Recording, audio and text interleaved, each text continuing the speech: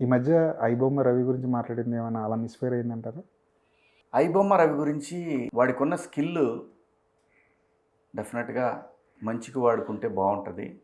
కానీ వాడు కాన్స్టిట్యూషన్ పట్ల కాన్స్టిట్యూషన్ కింద బతుకుతున్నాం కాబట్టి వాడు చేసిన తప్పు ఇది మాట్లాడానండి.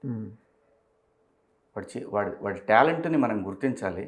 కానీ అట్ ది సేమ్ టైం మనం నివసిస్తుంది ఒక కాన్స్టిట్యూషన్ కట్టుబడి కదా, దానికి అనుగుణంగా బతకాలి. కాబట్టి నువ్వు చేసిన తప్పు ఇది నేను మాట్లాడాను. ఇంతకు మించి నేనేం మాట్లాడలేదు. అందులో నాకు ఎటువంటి రిగ్రెట్స్ లేవు. ఎందుకంటే వాడి టాలెంట్ చాలా గొప్పదే, కానీ వాడు చేసిన తప్పు ఇది మాత్రమే మాట్లాడాను. ఫుల్ ఫ్లెడ్జెడ్గా ఇదే మాట్లాడాను నేను, అంతకుమించి మాట్లాడలేదు. ఇంకోటి కూడా ఏంటంటే ఈ అవకాశం ఇచ్చింది ఇండస్ట్రీ అని నేను అనుకున్నాను. వాడి అవకాశాన్ని వాడు సద్వినియోగం చేసుకుని వాడు సంపాదించుకోవడానికి జనాన్ని షీల్డ్గా పెట్టుకున్నాడు, విచ్ ఈజ్ రాంగ్. కానీ జనానికి వాడికి ఇద్దరికి అవకాశం ఇచ్చింది మనం, పరిశ్రమ. సంవత్సరానికి వచ్చే 5-6 సినిమాలు రేట్లు పెంచడం వల్ల 290 సినిమాలకి వీటిని కూడా అదే ఘాటును కట్టేస్తున్నారు ప్రజలు. అమ్మో, సినిమా అంటేనే కాస్ట్లీ వ్యవహారం ఏమో అనుకునే ప్రమాదం. మీకు తెలుసు ధర్మం, 4-5 సినిమాలకే ఆ రేట్లు పెరుగుతాయి. మిగతా సినిమాలన్నీ నార్మల్ రేట్లే ఉంటాయి, ఎక్కడా పెరగవు. అలాగే మీరు ప్రజల్లో కూడా ఏంటంటే అండి,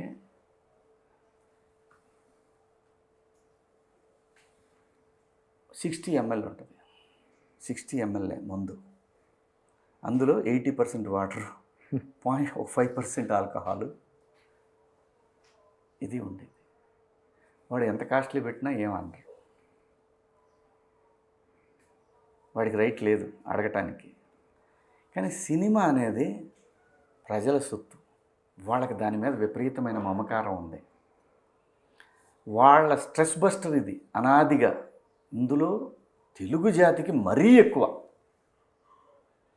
దానికి ఈ అవకాశం ఇచ్చింది పరిశ్రమ, వాళ్ళు తిట్టుకోవడానికి అవకాశం ఇచ్చింది మాత్రం మనమే.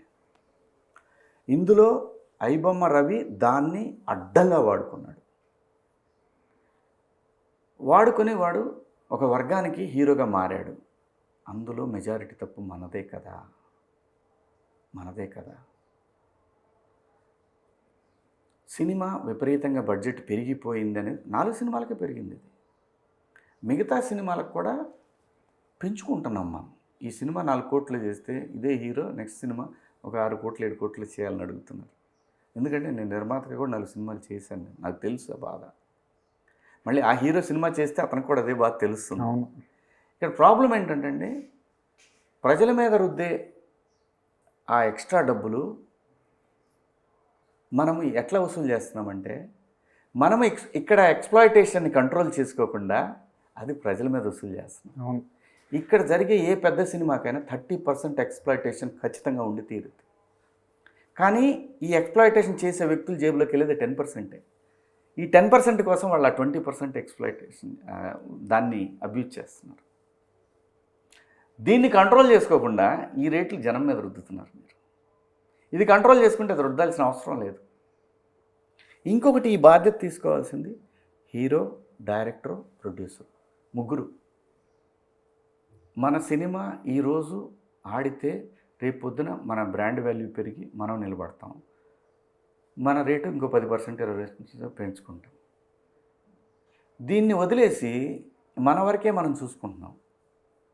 ప్రతి వాడికి కూడా ఎవరికైనా సినిమా ఆడాలనే ఉంటుంది. డైరెక్టర్ అయినా, ప్రొడ్యూసర్ అయినా, హీరో అయినా ముగ్గురు ఆడాలనుకుంటారు. కాదు, నేను అంటాను కొంచెం బాధ్యత తీసుకోవాలి. మారుతున్న సమాజాన్ని చూసుకొని కొంచెం బాధ్యత తీసుకొని, అబ్బాయి ఎందుకు ఇవన్నీ ఎందుకు తెప్పిస్తున్నారు, ఎందుకు ఈ ఒక్క మాట, చిన్న మాట హీరో గారంటే లేదంటే డైరెక్టర్ గారంటే పని అయిపోద్ది. ఏం జరుగుతుంది అనేది ఒకసారి అమ్మో చూస్తున్నారు, ఎక్స్‌ప్లాయిటేషన్ తగ్గుద్ది. అవును, ఈ ప్రాబ్లమ్ని ఫస్ట్ మనం అర్థం చేసుకోవాలి. ఇక్కడ పరిశ్రమ ప్రొడ్యూసర్లు అర్థం చేసుకోవాలి. ఇది ఎంతమంది అవునన్నా కాదన్నా జరుగుతుంది. ఇది మాత్రం నిజం, మన కళ్ళ ముందే జరుగుతుంది. దీన్ని పక్కన పెట్టిపోయి వాళ్ళని బతిలాడుకోవాల్సిన అవసరం ఏంటి, ప్రభుత్వాన్ని బతిలాడుకోవాల్సిన అవసరం ఏంటి? టికెట్ల రేట్ల కోసం ఎందుకు బతిలాడుకోవాలా? అవసరం లేదు. ఇదే మనం రేట్లు తక్కువ ఉంటే అసలు క్యూ కడతారు సినిమా ఎలా ఉన్నా. ఎవరికి నేను చిన్నప్పుడు ప్రతి సినిమా ఆడేదండి, ప్రతి సినిమా ఆడేది.